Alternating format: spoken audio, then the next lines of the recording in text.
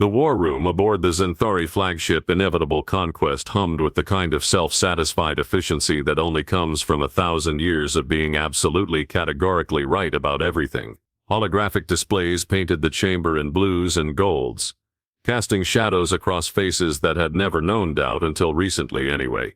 General Vorthak stood at the center of it all, his forearms gesturing with the practiced confidence of someone who had conquered 17 star systems before breakfast. The Zenthari were particularly proud of their forearms, considering it clear evidence of evolutionary superiority over lesser species, cursed with a mere 2. They built an entire philosophy around it. Really, more arms meant more efficiency, more multitasking, more everything that mattered in a civilized galaxy. Esteemed colleagues, Vorthak began, his voice carrying the weight of authority and just a hint of theatrical flair that military commanders seemed to develop after their 3rd or 4th genocide. We gather today to address what our intelligence division has classified as a Class C nuisance. Around the circular chamber, representatives from the Hegemony of Advanced Civilizations nodded in perfect synchronization. The hegemony because naturally 12 species couldn't simply call themselves an alliance like common barbarians, consisted of the galaxy's most sophisticated race, the crystalline Zenthari, who communicated through harmonic frequencies and considered verbal speech primitive. The gaseous Netherians, who existed in protective suits and viewed solid matter as quaint. The machine hybrid Syntharks, who had transcended biological limitations and looked down on species still burdened with organic weaknesses. Each species had earned their place in the hegemony through demonstrating the 3 fundamental requirements of galactic civilization: technological advancement beyond stellar manipulation, social evolution, past individual warfare, and most importantly, the wisdom to recognize the hegemony's obvious superiority. It was a simple system, really. Submit to enlightened rule, or become a cautionary tale about the dangers of primitive thinking. The species in question, Vorthak continued, manipulating the holographic display with 2 arms while the other 2 held data tablets, emerged from Sol's system approximately 50 of their local years ago. Initial contact protocols classified them as pre-space barbarians, barely beyond chemical propulsion, still using physical currency, and displaying alarming tendencies toward individual decision-making. A ripple of sophisticated amusement passed through the chamber. The hegemony had seen thousands of species at this stage of development. The pattern was always the same: first contact, cultural shock, gradual assimilation into galactic civilization, and eventual grateful submission to hegemony guidance.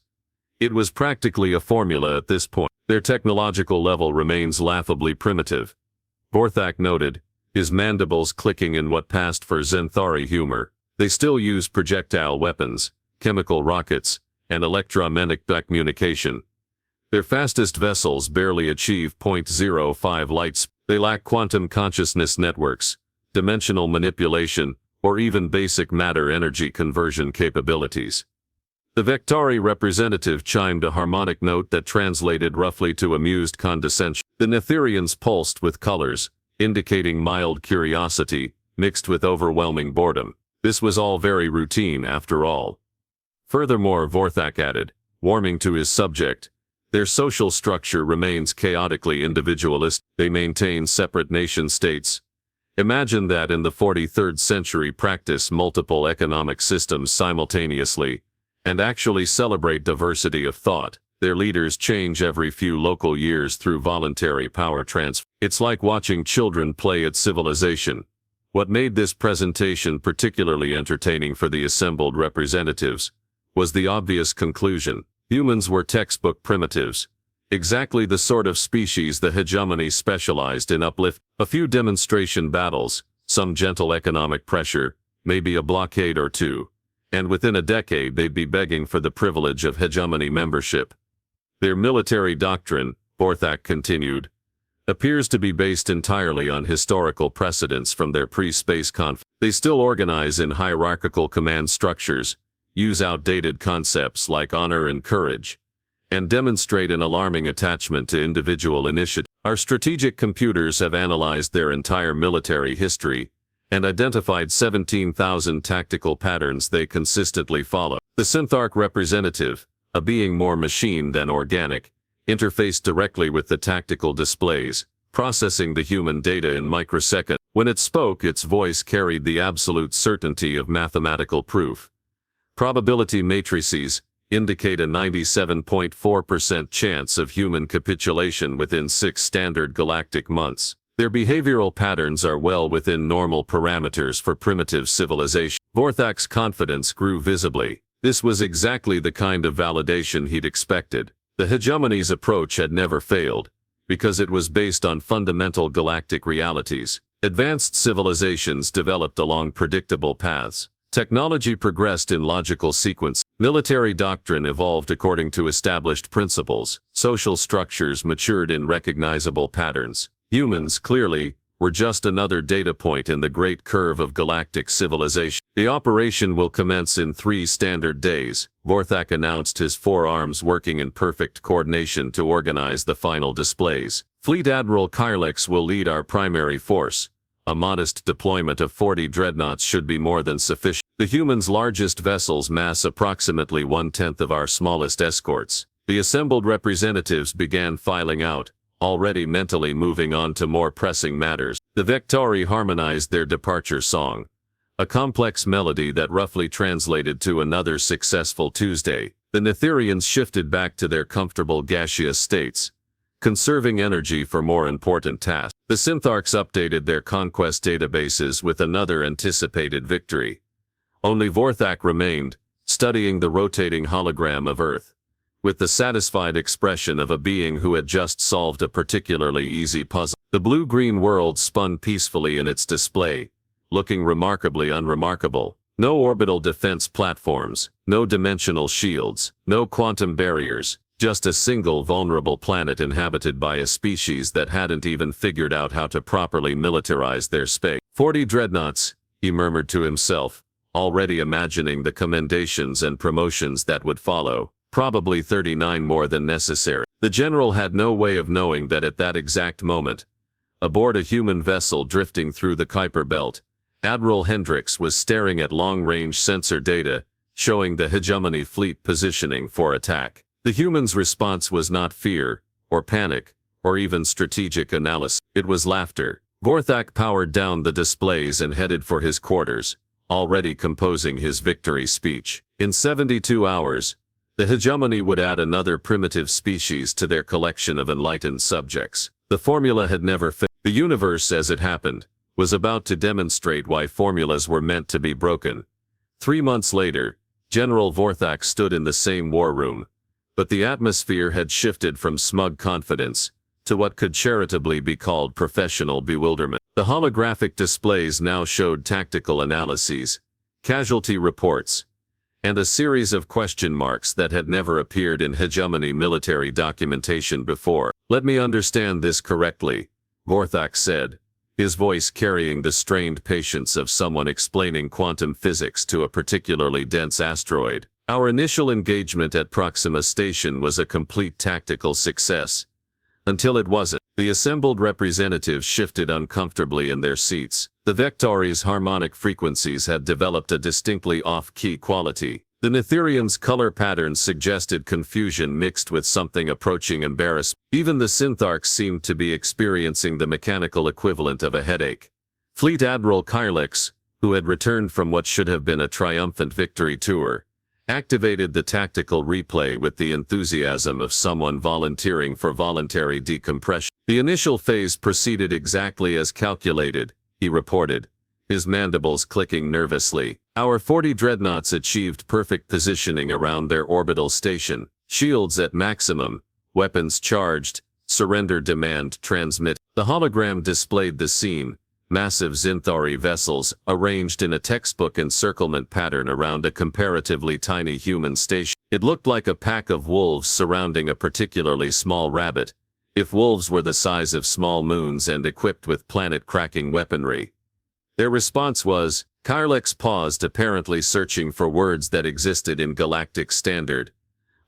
What followed was perhaps the most professionally humiliating 12 minutes in Zenthari military history. Instead of surrendering, the logical response when faced with overwhelming superior force, the humans had opened communication channels and begun what could only be described as casual conversation. Admiral Hendricks addressed our demand for surrender by asking if we'd tried the local coffee.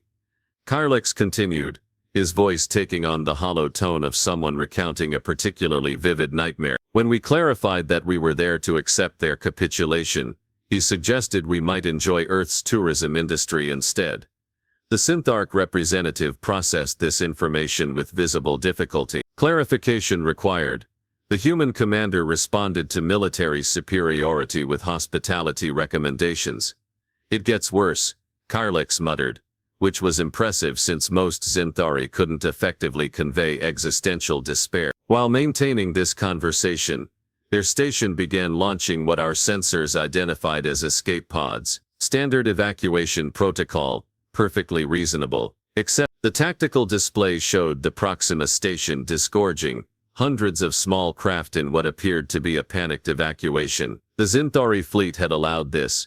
Naturally, civilized species didn't slaughter fleeing civilians. It was one of those unwritten rules that separated advanced civilizations from common butchers. Except they weren't escape pods, Karlix finished. They were mining charges. The hologram replayed the moment when Proxima Station's evacuation revealed its true nature. Each small craft had latched onto a different section of the station's superstructure, and at precisely the right moment, calculated to the nanosecond for maximum dramatic effect, they detonated simultaneously. The resulting explosion had turned Proxima Station into the galaxy's largest improvised fragmentation grenade. 17 of our dreadnoughts suffered significant hull damage from debris traveling at relativistic speeds. Karlix reported with the tone of someone reading his own obituary. The humans had essentially weaponized their own home.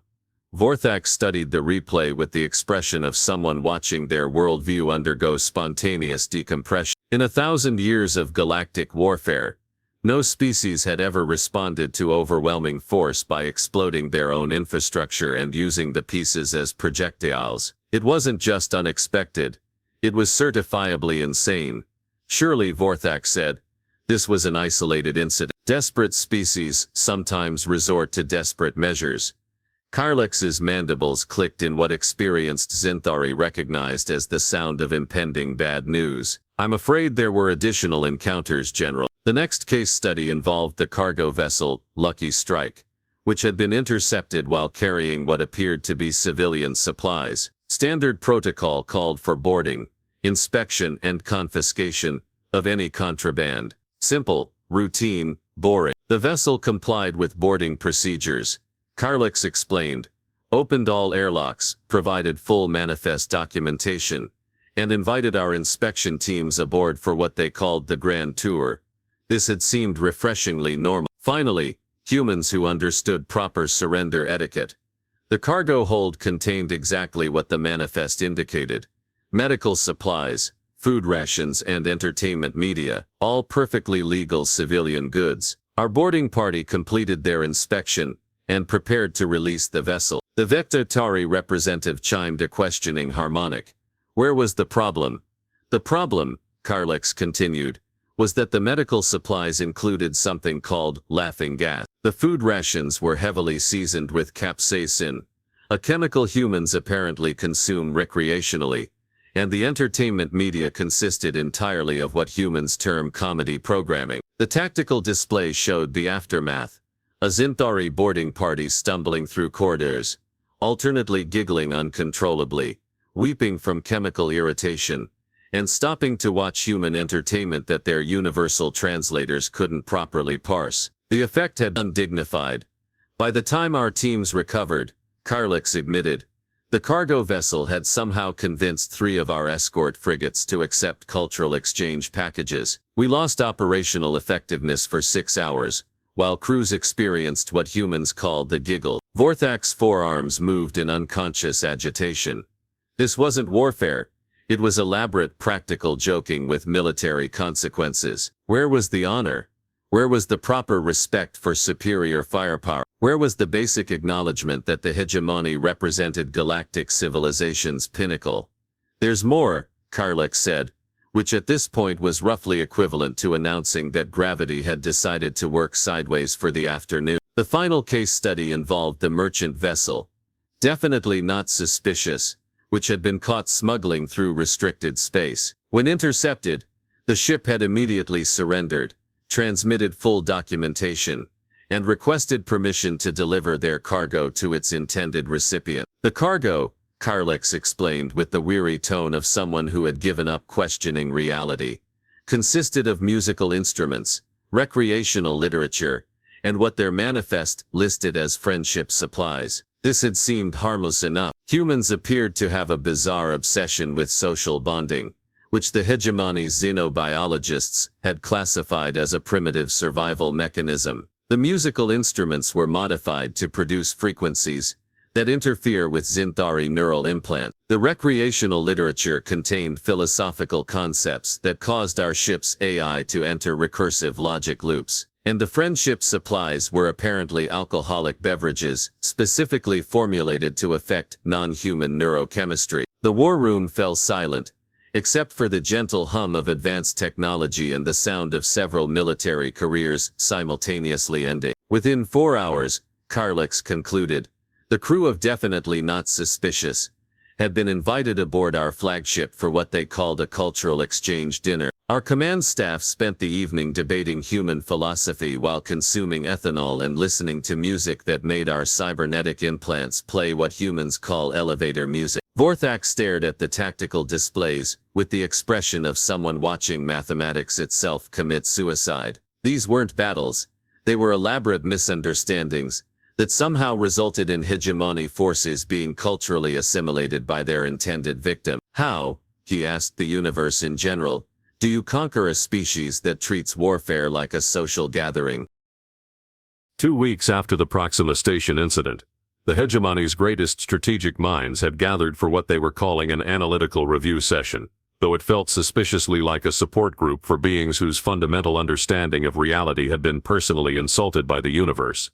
Vorthak stood before a wall of displays that would have impressed even the most jaded observers of galactic military technology. Probability matrices cascaded in flowing patterns, tactical algorithms churned through countless scenarios, and behavioral prediction models worked overtime trying to make sense of the impossible. The Hegemony's most advanced artificial intelligences, computational systems that could predict the rise and fall of civilizations with 99% accuracy, were displaying something unprecedented in their millennium of operation.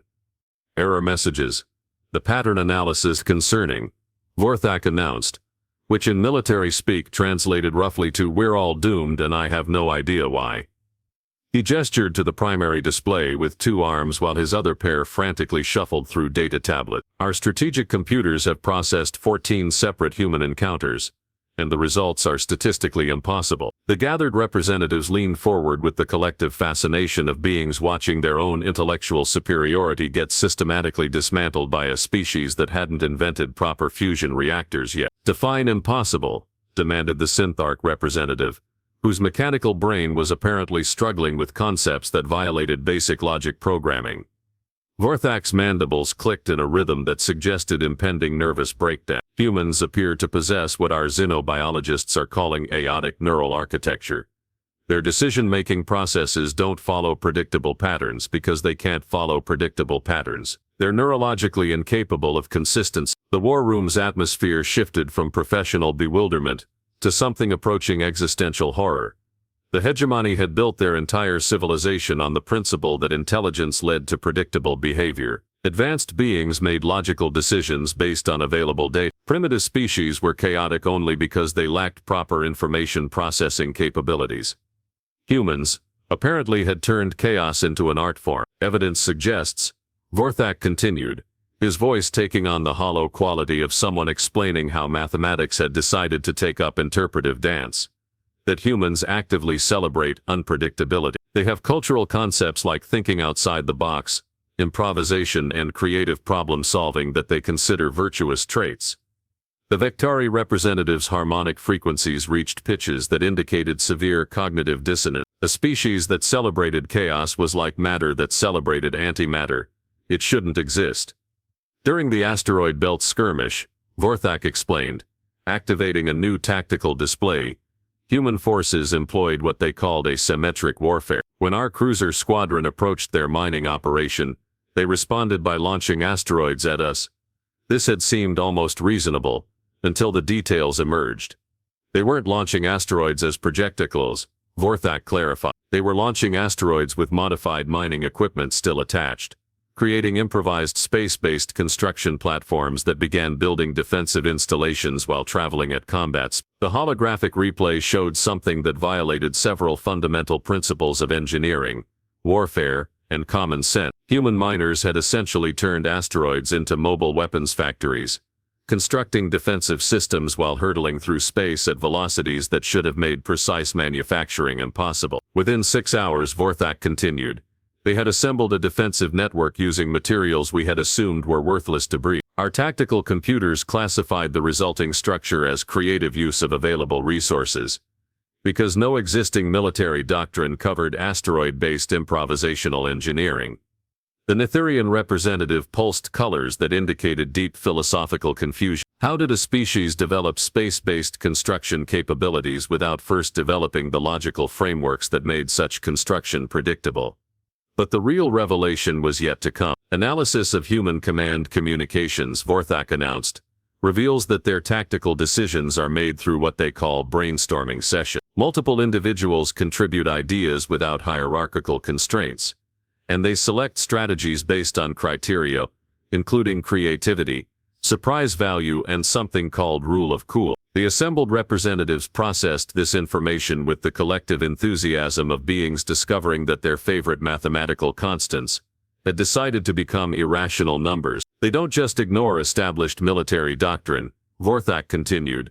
They appear to be unaware that such doctrine exists. When faced with superior force, instead of calculating optimal surrender terms, they ask questions like, what if we tried something completely different? Or wouldn't it be funny if we... The Zenthari representative's optical sensors flickered as its computational system struggled with the concept of military decisions based on humor potential. Furthermore, Vorthak added, humans appear to enjoy challenging situations. Our intelligence indicates they engage in recreational activities that deliberately place them in danger for the purpose of experiencing what they call adrenaline rushes. They jump from elevated platforms, consume biochemically active substances, and compete in physical contests with no productive outcomes. The war room fell silent as the implications sank in. The hegemony was dealing with a species that pursued danger as entertainment, treated unpredictability as virtue, and made military decisions based on comedic potential.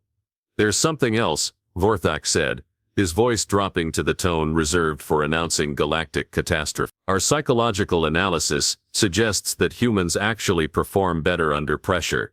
Stress and impossible odds don't break their decision-making capabilities. They enhance. The assembled representatives stared at the displays showing human stress response data with the collective horror of beings discovering that their prey had evolved to become more dangerous when cornered. General, the Zenthari representative harmonized with frequencies suggesting barely controlled panic. Are you suggesting that military pressure makes humans more unpredictable, rather than more compliant? Vorthak's forearms gestured helplessly at the data. According to our behavioral models, yes, humans under stress don't seek logical solutions. They seek creative ones. The more impossible their situation becomes, the more likely they are to attempt something that our strategic computers classify as theoretically impossible, but empirically absurd. The war room's advanced atmospheric systems couldn't quite mask the scent of several different forms of alien panic sweat. There's one more thing, Vorthak announced, which at this point was roughly equivalent to announcing that the laws of physics had submitted their resignation letter. The final revelation came in the form of a data packet that had taken the hegemony's best xenopsychologists 3 weeks to properly analyze, mostly because they kept stopping to question their own sanity. When Vorthak activated the display, the assembled representatives witnessed something that challenged every assumption about intelligent life in the galaxy. Humans, Vorthak began, his voice carrying the hollow tone of someone announcing the end of civilization as they knew it, don't just use unpredictability as a survival mechanism. They actively seek it out for recreational purpose. The holographic display showed human recreational activities, with the clinical detachment of a nature documentary about particularly dangerous predators. Humans strapping themselves to flexible cords and jumping off elevated structures. Humans consuming plant-based chemicals that triggered pain responses in their mouths for pleasure. Humans deliberately watching audio-visual entertainment, designed to trigger fear responses. They call it fun, Vorthak explained, which sounded like a curse word in every galactic language. Simultaneously, the Netherian representatives' color patterns shifted through the entire spectrum of confused horror.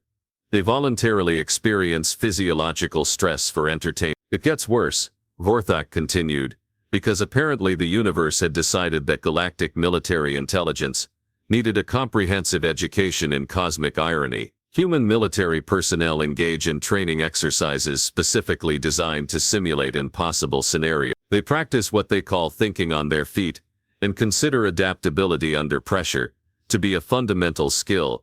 The War Room's environmental systems worked overtime to process the various forms of alien distress. The Vectari were harmonizing in frequencies that roughly translated to "this cannot be real."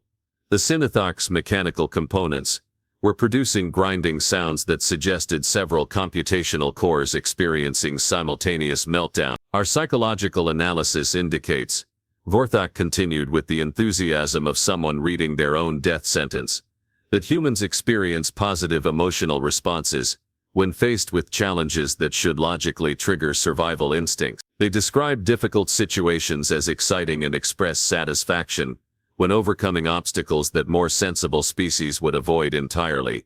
The implications were staggering. The hegemony was dealing with a species that had weaponized their own psychology, turning every tactical disadvantage into a source of motivation. Furthermore, Vorthak announced, our intelligence has discovered that humans possess something they call a sense of humor, which appears to be a cognitive mechanism that transforms adverse situations into sources of amusement. The tactical displays showed intercepted human communications from their various encounters with hegemony forces. Instead of the expected fear, anger, or respect for superior firepower, human personnel consistently responded with what could only be described as barely contained laughter. During the Titan Station standoff, Vorthak explained, when our forces demanded immediate surrender, the human commander responded by asking if we'd considered the possibility that we might be taking ourselves too seriously. The war room fell silent except for the sound of several advanced civilizations, simultaneously questioning everything they thought they knew about intelligent life. The human commander then proceeded to offer tactical advice. Vorthak continued, suggesting that our formation was a bit too by the book, and that we might want to jazz things up a little. At this point, the assembled representatives were experiencing the collective psychological equivalent of watching their entire understanding of reality perform an elaborate pratfall.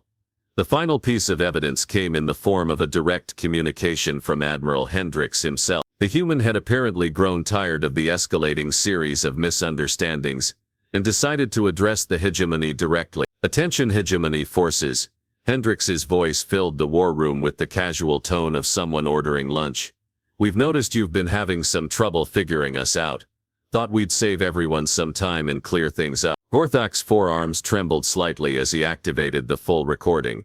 See, here's the thing about humans, Hendricks continued, his voice carrying the relaxed confidence of someone who had just realized he was holding all the cards in a game nobody else understood they were playing. We don't actually have a grand strategy for dealing with you folks. We're just making it up as we go along, and having a pretty good time doing it. The war room's silence was so complete, it seemed to absorb sound from neighboring star systems. Your computers keep trying to predict our next moves, Hendricks chuckled, but that's like trying to predict which way a coin will land by analyzing the economic factors that influenced the metal market when it was minted. You're overthinking. Vorthak realized with growing horror that the human was essentially offering military advice to his enemies, which was either the height of arrogance, or evidence of psychological instability so profound it had wrapped around into tactical genius. We appreciate the compliment about being unpredictable, Hendricks continued. But honestly, we're not trying to be mysterious. This is just how we normally operate. Chaos is kind of our default setting. The recording included what appeared to be background noise from the human vessel, multiple voices engaged in animated discussion, occasional laughter, and what sounded suspiciously like musical accompaniment. Anyway, Hendricks concluded, we figured we'd offer you folks a deal. How about we all just agree that this corner of the galaxy is going to stay delightfully chaotic, and you can go back to conquering species that make sense. We'll even throw in some of our coffee as a gesture of goodwill. Fair warning though, it's pretty strong stuff. The communication ended with what could only be described as cheerful background chaos, leaving the hegemony's finest military minds staring at displays that had suddenly become very, very quiet. Vorthak looked around the war room at representatives who had spent centuries perfecting the art of galactic domination, only to discover they'd encountered a species that had perfected the art of not making sense. Recommendations, he asked weakly. The Zenthari representative's optical sensors dimmed as its processing units worked through the implications. Strategic analysis suggests strategic withdrawal. We could declare the Sol system a cultural preservation zone, offered the Netherian representative, colors cycling through patterns that suggested desperate rationalization.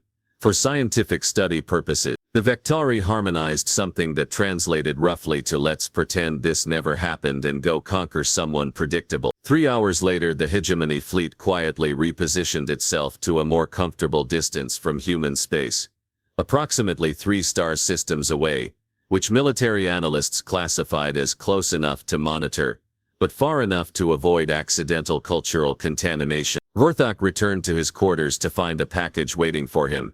No alarms had triggered, no security breaches detected. It had simply appeared, along with a handwritten note that read, "Thanks for the entertainment. Here's a sample of what you're missing. Your chaotic neighbor." Inside the package, freeze-dried coffee, hot sauce that registered as a chemical weapon on Zenthari sensors, a collection of human comedy recordings, and something called a stress ball, with instructions that suggested squeezing it when feeling overwhelmed. Vorthak held the stress ball in one of his 4 hands, and realized with crystal clarity that the most advanced military coalition in galactic history had just been defeated by a species that gave their enemies gift. The ultimate cosmic joke wasn't that humans were unpredictable, it was that they weren't even trying to be. This was simply how they existed, cheerfully chaotic, creatively destructive, and completely oblivious to the fact that their natural behavior was the most terrifying weapon the galaxy had ever encountered. Somewhere in Sol's system, Admiral Hendrix was probably planning humanity's next cultural exchange with whoever was brave enough to approach, blissfully unaware that he'd just redefined the nature of galactic warfare. And in the deepest, most secure data vaults of the hegemony, a new classification was quietly added to the Galactic Species Database. Approach with extreme caution. Recommend minimum safe distance of 5 parsecs. Do not attempt standard conquest protocol. Species exhibits weaponized unpredictability and considers military conflict a form of social interaction. The notation was filed under a newly created category that no galactic civilization had ever needed before. Too weird to conquer. The hegemony would go on to have a long and prosperous relationship with humanity, carefully maintained from a distance that allowed for cultural exchange without risking accidental exposure to human logic. After all, there were some forces in the universe too dangerous to trifle with, and apparently beings who thought jumping out of perfectly functional aircraft for fun were among them.